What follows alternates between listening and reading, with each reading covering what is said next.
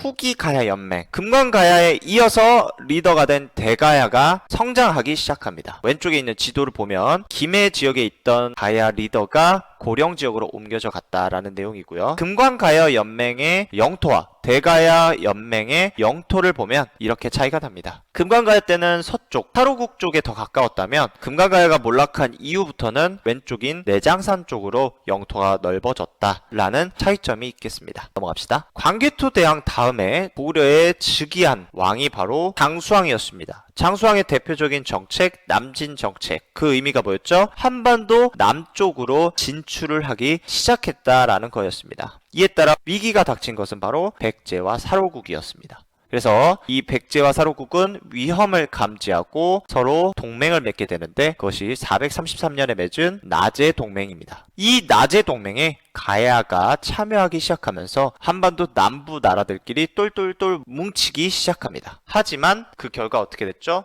장수왕의 남진 정책에 따라 백제가 엄청나게 힘을 잃게 되고 사로국 또한 그 영토를 대다수 잃게 됩니다. 그래서 한반도 남부의 나라들이 위기에 빠지게 된다. 이 위기를 극복하기 위해서 대가야가 어떤 노력을 했냐? 바로 대외, 해외 교류를 합니다.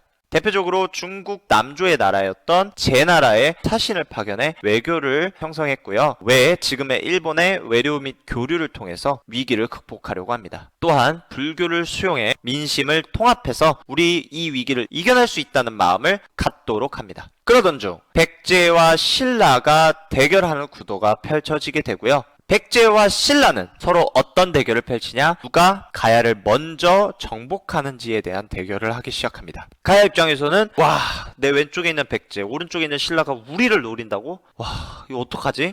이러한 상황을 어떻게 극복하지? 라는 고민에 빠지게 됩니다. 그래서 선택한 것이 바로 신라와의 동맹이었습니다. 당시 신라는 23대 버풍왕이었고요. 이 버풍왕의 동맹을 제의하게 되고 그 형태는 결혼 동맹이었습니다. 대가야 입장에서는 우리가 신라와 결혼을 했기 때문에 이제 살 길이 열릴 것이다 라고 생각했습니다. 하지만 신라는 달랐어요.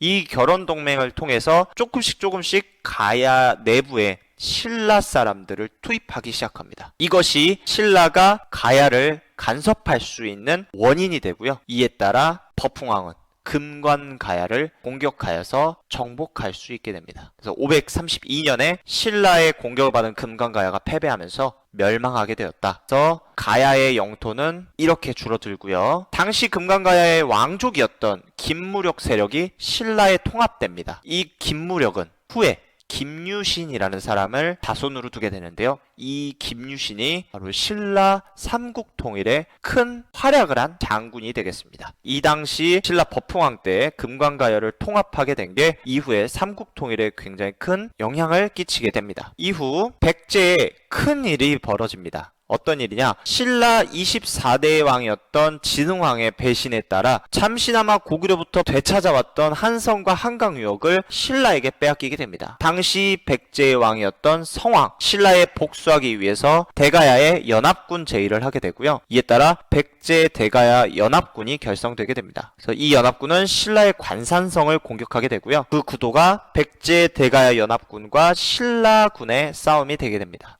하지만 관산성 전투로 인해 백제 성왕이 신라군에 사망하게 되면서 백제 대가야 연합군이 후퇴하게 됩니다. 이후 신라는요, 대가야를 공격하게 되고 신라와 대가야의 전쟁에서 대가야는 패배, 562년에 대가야 및 가야 연맹이 멸망하게 됩니다. 이에 따라 신라는 가야 연맹 세력을 통합해서 삼국 통일을 위한 기반을 다지게 됩니다.